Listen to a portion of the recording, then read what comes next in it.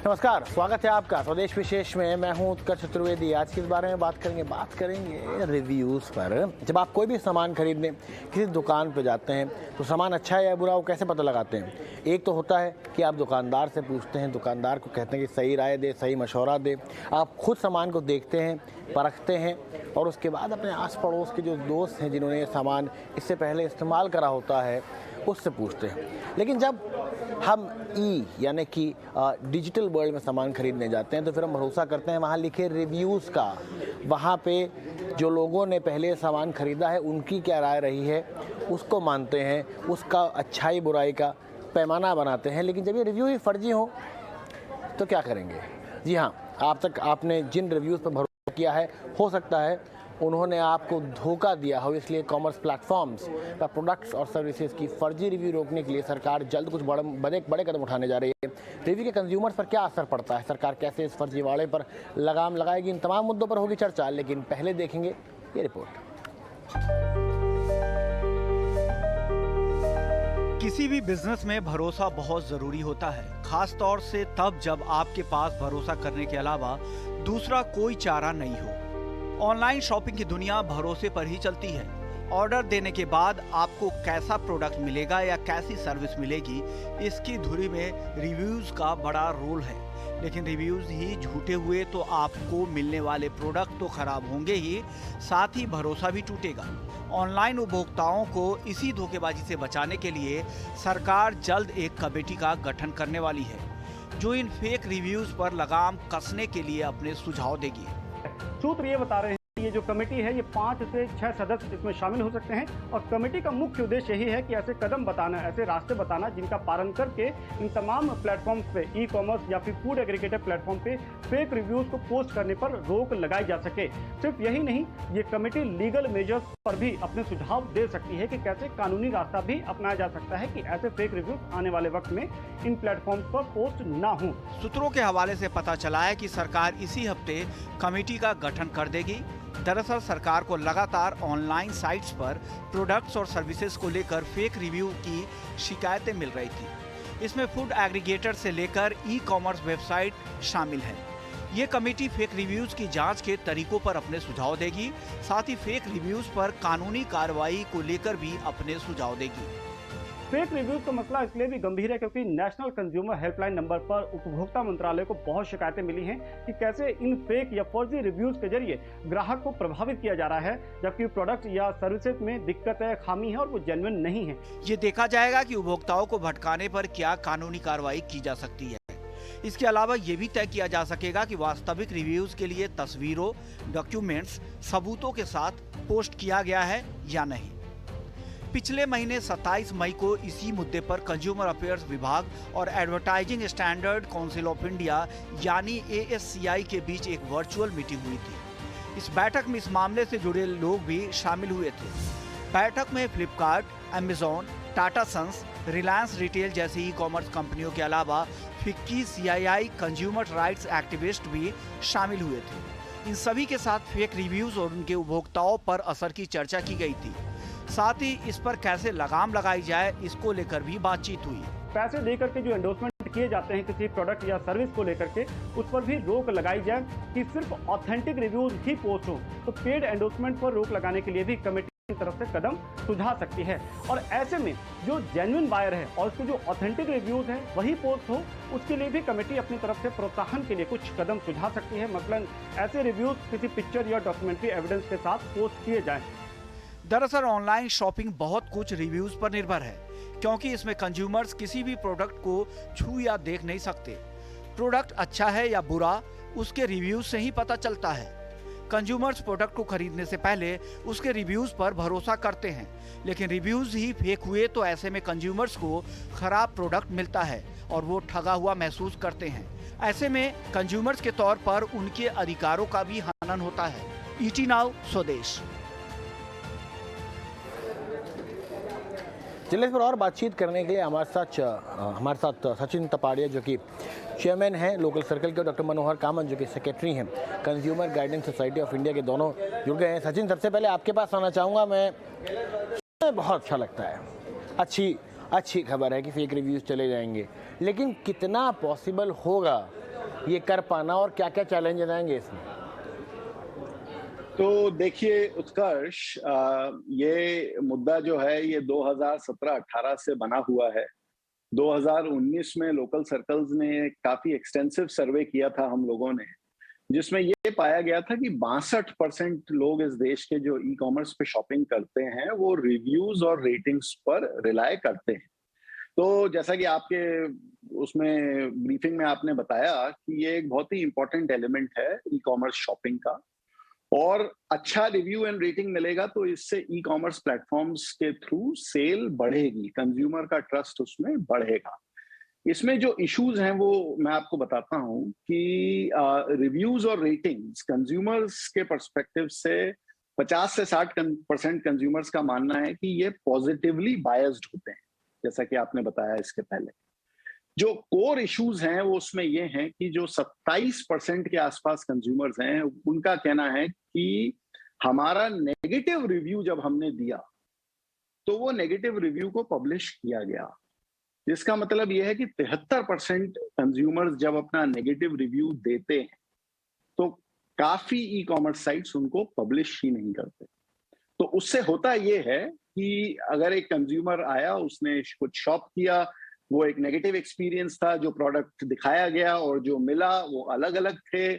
जब उसने ये बात बताने की कोशिश करी तो वो बात बेसिकली उसकी पब्लिश नहीं की गई। वो चली तो गई ई कॉमर्स प्लेटफॉर्म के पास, बट वो पब्लिश नहीं की गई।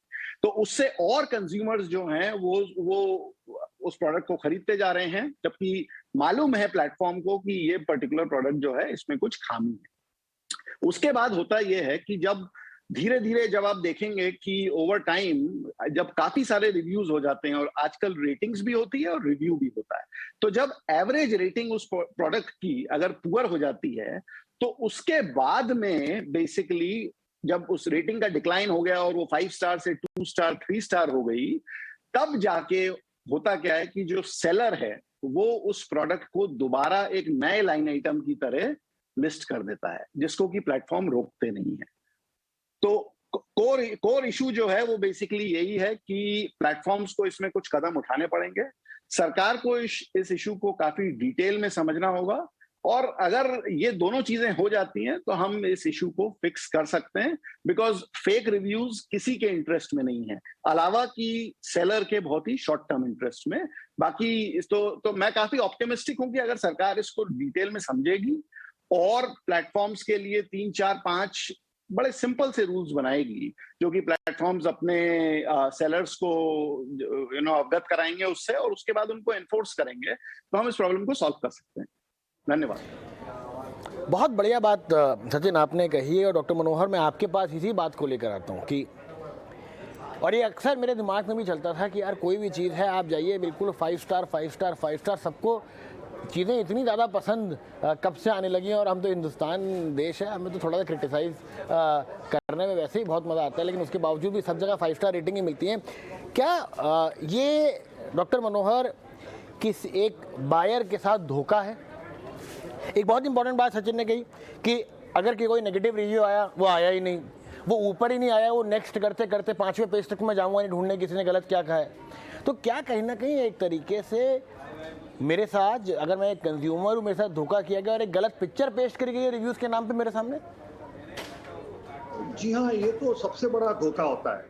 जैसे हमारे प्रेडेसेसर ने कहा कि ग्राहक जब कोई खास करके एक नया प्रोडक्ट, मान लो उसको सीलिंग फैन लेना है या मोबाइल लेना है, तो उसको कोई उसके बारे में जानकारी रहती है, लेकिन अगर कोई नया प्रोडक्ट हो, जैसे जो जिसको उसने कभी देखा ही नहीं हो, और उसको लगता है कि भाई ये मेरे काम की चीज है, तो वो उस टाइम वो रिव्यूज देखता है, क्योंकि उस प्रोडक्ट के बारे में उसको ज्यादा कुछ जानकारी नहीं होती है।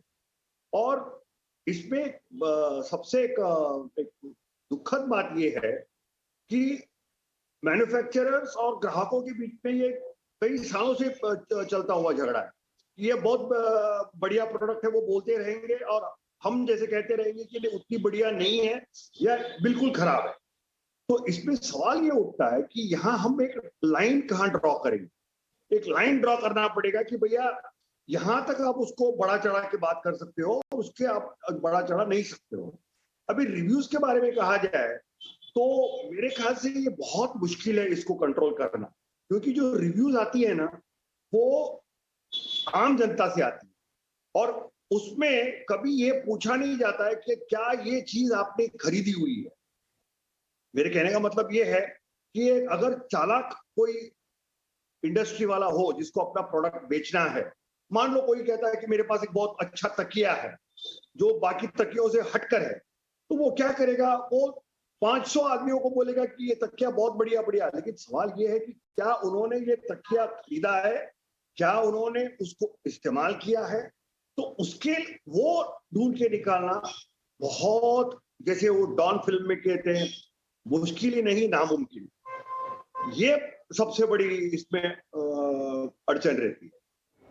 सचिन आपके पास आना चाहूँगा, क्योंकि आपने कहा कि हो सकता है और डॉक्टर मनोहर कह रहे हैं कि डॉन की पिक्चर याद कर लीजिए, मुश्किल ही नहीं नामुमकिन है। तो आपने कहा था जब आपने अपनी बात खत्म करी थी कि 4 से 5 कुछ अगर बदलाव किए जाएं चीज़ें बेहतर हो सकती हैं। आप बताइए, आप कैसे इस नामुमकिन को मुमकिन करेंगे? तो इसमें उत्कर्ष, एक जो सबसे बड़ा इंपॉर्टेंट इसका पहलू है वो ये है कि आप केवल वेरीफाइड परचेजर्स को ही रिव्यू सबमिट करने दें। प्लेटफॉर्म को पता है कि किस किस ने वो सामान खरीदा है, तो जो रिव्यू करने का ऑप्शन है या रेट करने का ऑप्शन है खाली उन्हीं उपभोक्ताओं को दिया जाए जिन्होंने एक वेरीफाइड परचेज उस प्रोडक्ट का किया है। वो तो है पहली बात। तो जिससे क्या है कि अगर कोई इन्फ्लुएंस रिव्यूज हैं तो वो उस स्केल तक नहीं जा पाएंगे जो कि अगर बिना परचेज के भी रिव्यू अलाउ किए जाएं तो हो सकते हैं। दूसरा जो इसमें पहलू है वो ये है कि जो कोई बड़ी कंपनीज होती हैं जिनके प्रोडक्ट्स हैं, उनकी अपनी पीआर एजेंसीज और सोशल मीडिया मार्केटिंग की एजेंसीज होती हैं।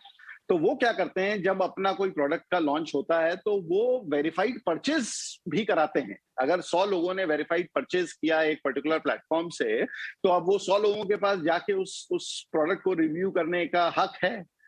तो एक और चीज जो प्लेटफॉर्म्स कर सकते हैं वो ये है कि ये जो रिव्यू की ड्यूरेशन है, क्या ये एक ही महीने में 100 रिव्यू आए हैं या ये 100 रिव्यू जो 5 स्टार हैं ये over a period of 2 years 3 years ऐसे आए हैं। ये बात उपभोक्ताओं को भी ध्यान रखने के लिए बड़ी काम की है कि अगर आप एक प्रोडक्ट को देखते हैं जिसमें कि 20 रिव्यू हैं और 20 5 स्टार रिव्यूज हैं और 20 जो है वो 24 से 48 घंटे के अंदर हैं, तो आपको ये समझ लेना चाहिए कि सेलर ने अपना प्रोडक्ट लॉन्च किया, एक पार्टी रखी, सबने उसको ऑर्डर किया और वहां मिलके रेट कर दिया। तो इसमें प्लेटफॉर्म्स अगर चाहें तो उनके पास आईपी एड्रेस है जो रेट कर रहा है उसका, उनके पास उसका टाइम डेट सब कुछ है, रिव्यू का टाइप भी है उनके पास में, एक्चुअल रेटिंग भी है उनके पास में। तो थोड़ा सा इसमें अगर आर्टिफिशियल इंटेलिजेंस लगाया जाए तो पता किया जा सकता है कि कौन से रिव्यूज फेक हैं और कौन से रिव्यूज जो हैं वो सच हैं। तो पहली बात, वेरीफाइड परचेज की जाए, को ही अलाउ किया जाए रेट करने के लिए। दूसरी बात, ये अगर कुछ इसमें सस्पिशियस एक्टिविटी दिखती है तो उनको फ्लैग किया जाए। सेलर्स के साथ में बड़े clear terms and condition set किए जाएं कि अगर आप अपने रिव्यूज को इन्फ्लुएंस करते हैं by hiring somebody, doing it yourself, दोनों तीनों चीजों में उस केस में आप उस कैटेगरी से ही ब्लैकलिस्ट हो सकते हैं। और ये 1-2 बार इनको एक्शंस लेने पड़ेंगे। जब ये एक्शंस अगर लेने लगे तो आई थिंक सेलर्स समझ जाएंगे कि जो प्लेटफॉर्म्स हैं वो सीरियस हैं इस इशू को सॉल्व करने के लिए। और उसके अलावा जो है, जो प्लेटफॉर्म्स को करने की जरूरत है, जैसा कि मैंने पहले बताया था कि अगर आपको ऐसे सेलर्स हैं जिनके प्रोडक्ट्स के खिलाफ लोगों ने वर्ड्स यूज किए हैं, सेलिंग अबव एमआरपी, या फिर नकली है, काउंटरफीट है, फेक है, तो ऐसे रिव्यूज को भी आप पब्लिश होने दें और उसको उन रिव्यूज के बेसिस पे आप एक्शन लें और करेक्टिव एक्शन लें। और तीसरा इशू या चौथा इशू जो है इसमें वो ये है कि अगर कोई सेलर का प्रोडक्ट का रिव्यू धीरे धीरे रेटिंग गिरते गिरते 5 स्टार से 1 स्टार और 2 स्टार पहुंच रहा है, तो उसको दोबारा बिना रिव्यू के अपने प्रोडक्ट को वापस लिस्ट नहीं करने दें। आई थिंक यही अगर 3-4 एक्शन इन्होंने ले लिए प्लेटफॉर्म्स ने, सरकार ने इनको बाध्य किया, तो हम इस मुद्दे को सॉल्व कर पाएंगे और आगे बढ़ पाएंगे।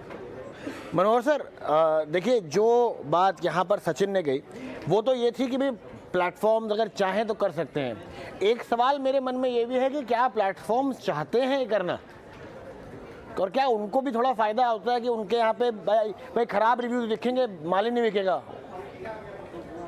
देखिए, इसमें प्रॉब्लम क्या होता है कि प्लेटफॉर्म वाले अपने कमीशन के ऊपर काम चलाते हैं, मैन्युफैक्चरर अपना प्रॉफिट के ऊपर काम चलाता है, और इसके बीच में जो पीसा जाता है वो है कंज्यूमर। अभी इसको रोक लगाने के लिए या जो भी करने के लिए आपको करना है, तो वेरीफाइड कस्टमर बोलना आपको ठीक है, लेकिन वेरिफिकेशन का भी कोई नया नकली तरीका निकाल सकेंगे ये लोग। तो मैं समझता हूं इसमें क्या होना चाहिए कि एक छोटी सी कमेटी होनी चाहिए 2 या 3 जनों की, जिसमें एक कंज्यूमर बॉडी भी इन्वॉल्व।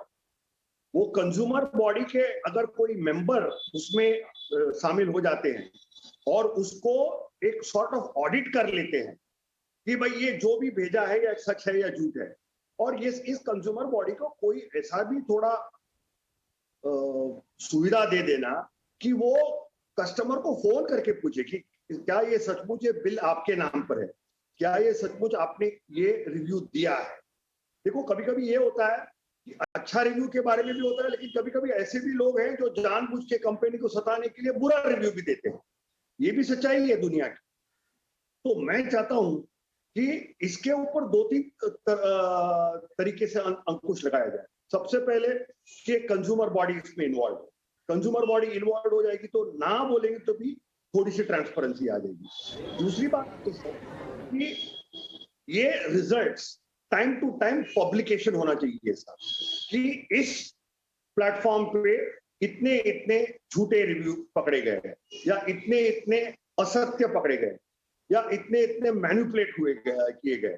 तो क्या होगा, अपने रेपुटेशन को बचाने के लिए शायद ये प्लेटफॉर्म कुछ पॉजिटिव स्टेप्स लेंगे। तीसरी बात, बहुत शुक्रिया सचिन सर। मनोहर सर, अनफॉर्चुनेटली हमारा समय खत्म हो रहा है तो मुझे आपको यहीं रोकना पड़ेगा। सचिन सर, मनोहर सर, बहुत बहुत शुक्रिया हमारे साथ बातचीत करने के लिए और इस मुद्दे को हमें और थोड़ा डिटेल से समझाने के लिए। देखिए क्या होता है, कमेटी बन गई है। उम्मीद यही है फेक चाहे कोई भी हो, रिव्यू हो या इंसान हो, उससे थोड़ी सी दूरी बनानी ही चाहिए। चलिए आगे बढ़ते हैं।